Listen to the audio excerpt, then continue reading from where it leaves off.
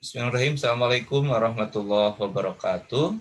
Pada tutorial kali ini saya akan menjelaskan bagaimana memulai pembuatan project menggunakan Visual Studio, sama nanti bagaimana cara membuka data ya, membuka file dengan project yang sudah kita buat. Pertama, setelah kalian install Visual Studio, nanti kalian buka Visual Studio-nya, kurang lebih tampilan awalnya seperti ini. Fokuskan di bagian panel sebelah kiri. Di sini ada New Project sama Open Project. Untuk membuat project baru, tinggal kalian pilih New Project. Ya. Kemudian nanti akan tampil New Project. Jadi Visual Studio ini salah satu program untuk membuat program yang lainnya, untuk membuat aplikasi. Dan aplikasi yang dibuat itu tidak banyak sekali versinya yang bisa dibuat oleh Visual Studio. Bisa berbasis Windows, atau disebutnya berbasis desktop, ya, atau bisa juga web ya, yang berbasis web. Untuk mata kuliah kali ini kita akan fokuskan pembuatan pemrograman yang berbasis desktop atau berbasis Windows. Jadi kalian tinggal pilih, ketika sudah pilih Windows, kemudian pilih Windows Form Application. Di bagian bawah name-nya tinggal kita berikan namanya apa. Ya, misalkan pertemuan 1 saja, pertemuan 1 underscore misalkan 2020. Atau kalau kalian nanti pertemuan 1 underscore SNIM ya, ini saya untuk membedakan dengan yang sebelumnya yang sudah ada. Ada beberapa jenis, biasanya ada yang 3 isian. Kalau yang saya yang buat ini ada 1 isian. Kalau ada yang 3 biasanya langsung muncul location ya. Jadi kalau muncul location, nanti kalian tinggal browse, alamatkan ke lokasi yang kalian ingin tuju disimpan ya. Sama solutionnya tidak perlu dirubah. Ini kalau yang versi saya, di settingnya adalah hanya satu isian saja. Bagi yang nanti muncul 3 isian, tinggal kalian di bagian location-nya tinggal kalian browse, kemudian dialamatkan ke folder yang ingin kalian simpan. Baik, kalau sudah pertemuan 1 underscore NIM kalian masing-masing. Kalau sudah, klik tombol OK saja. Nanti akan tampil tampilan kerja pada Visual Studio. Baik, tadi yang sebelumnya saya jelaskan bahwa ada 2 tampilan. Kalau yang belum muncul location-nya, tinggal kalian save all saja di sini, save all. Nah, nanti akan muncul seperti ini. Ada name, ada location, sama solution name. Di bagian lokasi ini, jangan sampai kalian lokasinya misalkan di C ya, tapi pastikan di D atau tempat folder khusus untuk menyimpan mata kuliah KA 5 ini. Ya, tinggal di browse, tinggal nanti alamatkan ke folder mana. Nanti tidak perlu membuat folder karena dia nanti akan membuat folder secara otomatis sesuai dengan nama solution name-nya. Jadi solution name ini nanti membuat satu buah folder namanya pertemuan 1 underscore name kalian. Kalau saya di sini pertemuan 1 2020-2021. Kalau sudah, pastikan saja lokasinya itu disimpan di folder kalian dalam satu folder yang sama ya. Kalau sudah, tinggal klik tombol save. Seperti itu untuk memulai dan menyimpan file project Visual Studio.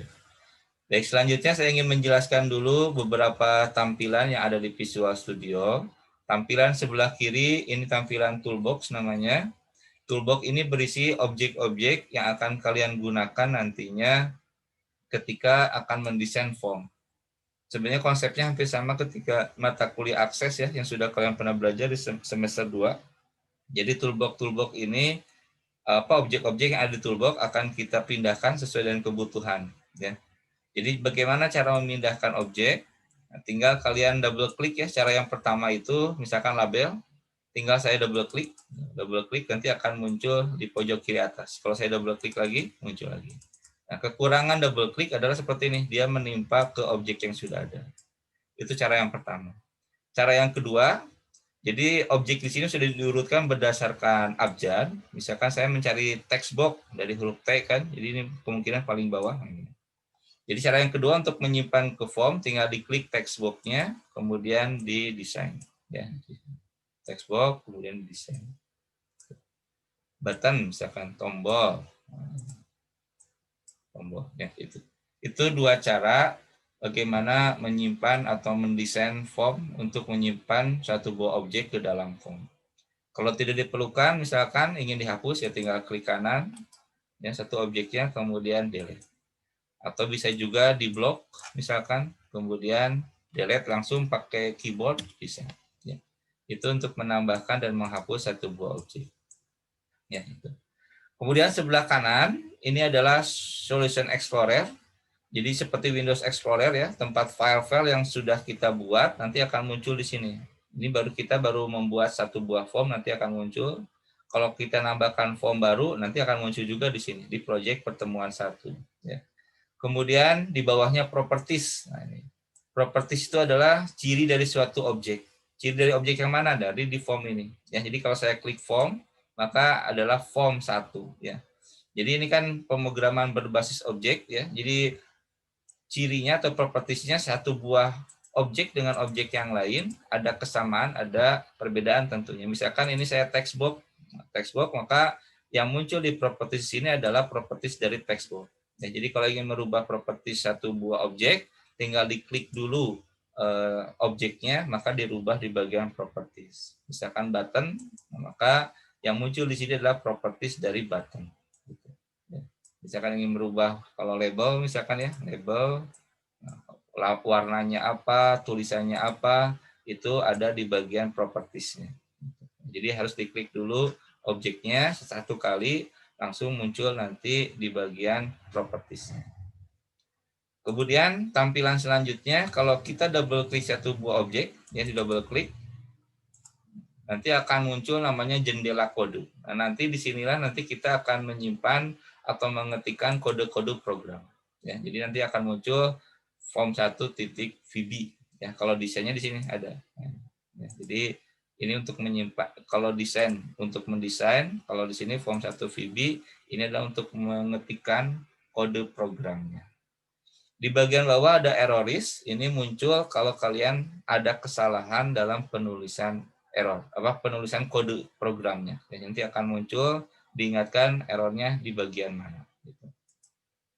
Oke. Tinggal kalian kalau sudah semua tinggal save all saja ya.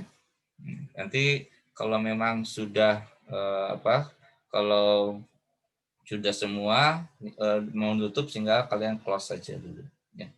Demikian untuk tutorial sekarang. Nanti kita lanjutkan pembahasan bagaimana cara pembuatan program sederhana menggunakan Visual Studio.